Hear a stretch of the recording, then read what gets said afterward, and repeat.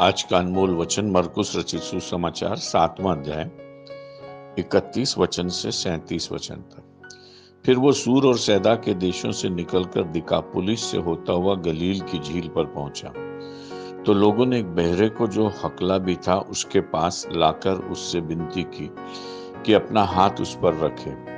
तब वह उसको भीड़ से अलग ले गया और अपनी उंगलियां उसके कानों में डाली और थूक कर उसकी जीभ को छुआ और स्वर्ग की ओर देखकर आह भरी और उससे कहा, इफ्तह अर्थात खुल जा।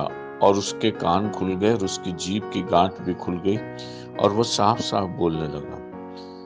तब उसने उन्हें चिताया कि किसी से न कहना, परंतु जितना उसने उन्हें चिताया उतना ही वे और प्रचार करने लगे।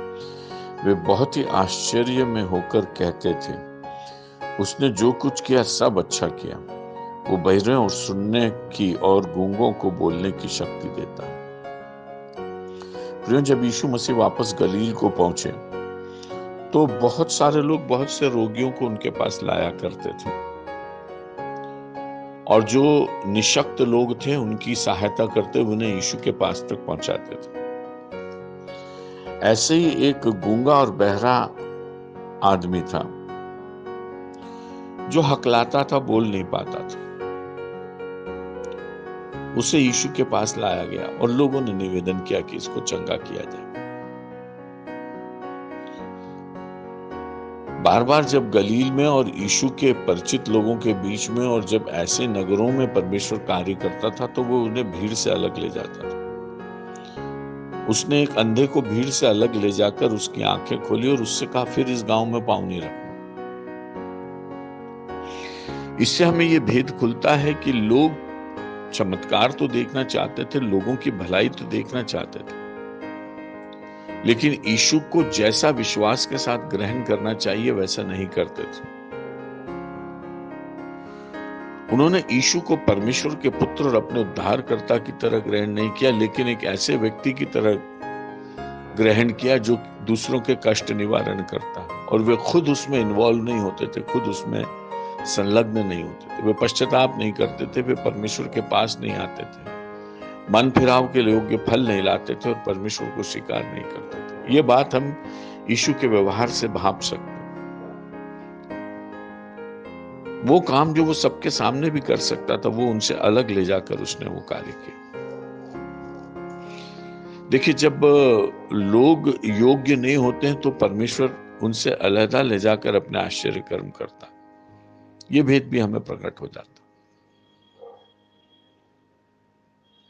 क्योंकि आश्चर्य कर्म का हासिल जो था, जो कि लोगों के बीच में पश्चाताप और परमेश्वर का ज्ञान आए, वो नहीं आ रहा था।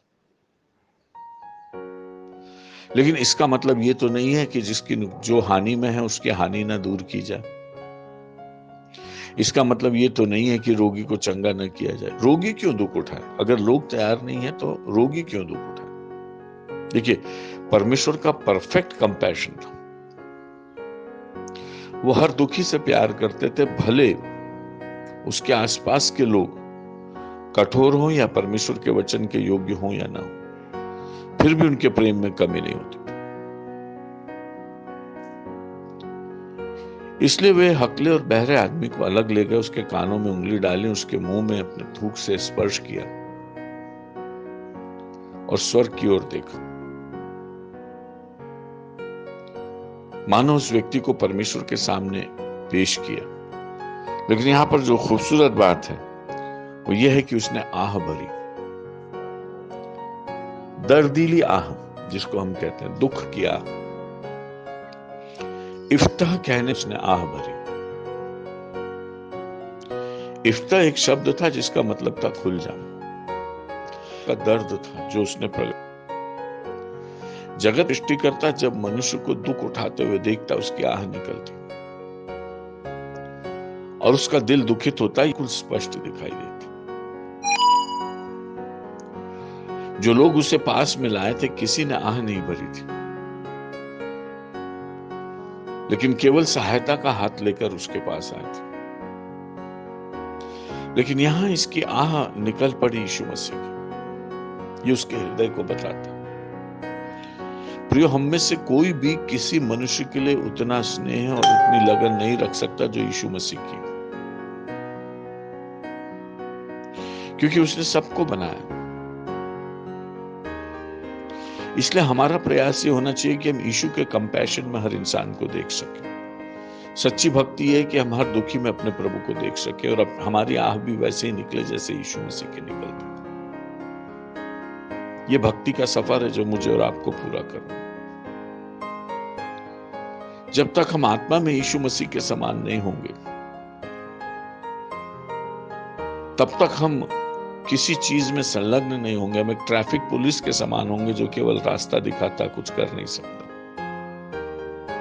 परमेश्वर को अपने राज्य में ट्रैफिक पुलिस नहीं चाहिए। परमेश्वर को अपने राज्य में सेवक चाहिए, चेले चाहिए, जो जैसा यीशु था वैसे बन सके।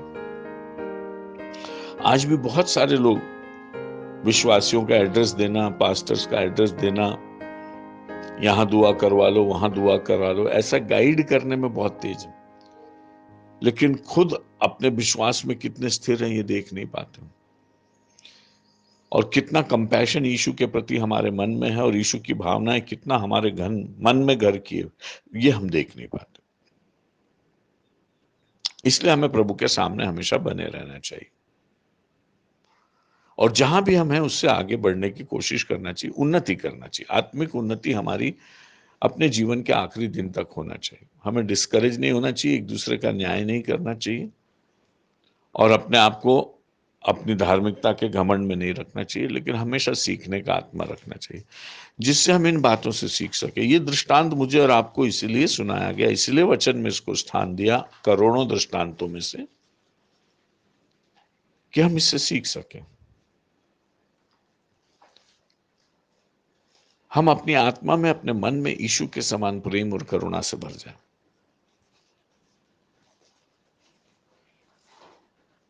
उसकी जबान भी खुल गई, वो साफ साफ बोलने लगा, उसके कान भी खुल गए, और यीशु ने उसको चिताया, उन लोगों को भी चिताया कि किसी से ना कहना। लेकिन यहां पर बहुत खूबसूरत वचन लिखा, वे बहुत ही आश्चर्य में होकर कहने लगे, उसने जो कुछ किया सब अच्छा किया। वो बहरों को सुनने की और गूंगों को बोलने की शक्ति देता। He is good. एक चीज जो लोगों को साफ दिखाई देती थी कि वो भला करता। देखिए कैसे मनुष्य अपनी हालत को देखकर यीशु की भलाई की गवाही देता। वे ये मानते हैं कि वे भले नहीं है, उनके अंदर बहुत सारी बुराइयां भी। जरूर वो एक रोगी को लाए हैं, लेकिन उनके मन में हमेशा भला नहीं निकलता, और चूंकि उनके मन परमेश्वर की भलाई के योग्य नहीं, इसलिए यीशु मसीह उस रोगी को अलग लेगा।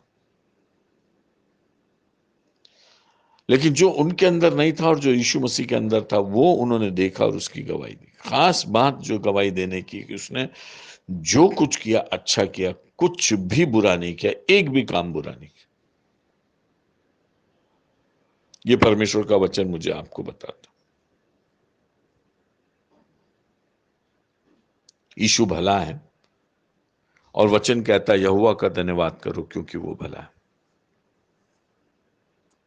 वो लोगों के बीच में भलाई करता हुआ घूमता रहा, उसका एक भी काम बुरा नहीं था, लेकिन फिर भी लोगों ने उसको कष्ट दिया। लेकिन उसने भलाई के द्वारा बुराई को जीत लिया, और जो भलाई उसके अंदर पाई जाती थी, अपने क्रूस के द्वारा वो भलाई उसने हम तक पहुंचा दी। हालेलुया। मसीह में हम उस भलाई को अपने जीवन में ले सकते हैं जो उसमें पाई जाती है, क्योंकि वो चाहता है कि हम उससे मांगे, और जैसा यीशु मसीह का स्वभाव है वैसे हमारा भी स्वभाव, हम उसके समान बन सके, अंश अंश करके उसके रूप में बदलते चले जाए। आज का मनन मुझे और आपको आमंत्रित करता है कि हम केवल लोगों को प्रभु के पास लाने वाले लोग ना बने, लेकिन हमारे मन प्रभु के प्रेम से भरे हों, करुणा से भरे हों, और जैसे यीशु जो करता था सब भला था, वैसे ही हम भी अपने जीवन भलाई के अलावा कुछ न करें। प्रभु आपकी रक्षा करे और आपकी सहायता करे, और परमेश्वर हम सबको ऐसा अनुग्रह प्रदान करे कि हम इस शोकित और दुखित दुनिया में अपने परमेश्वर के योग्य अपने मन को बनाएं और दूसरों को प्रभु के चरणों में सही आत्मा में लेकर आएं और अपने परमेश्वर की भलाई की गवाही सदा इस संसार में देते रहें, ताकि लोग इस भले परमेश्वर को जानकर उसकी आराधना कर सके। यीशु नासरी के नाम से आमीन।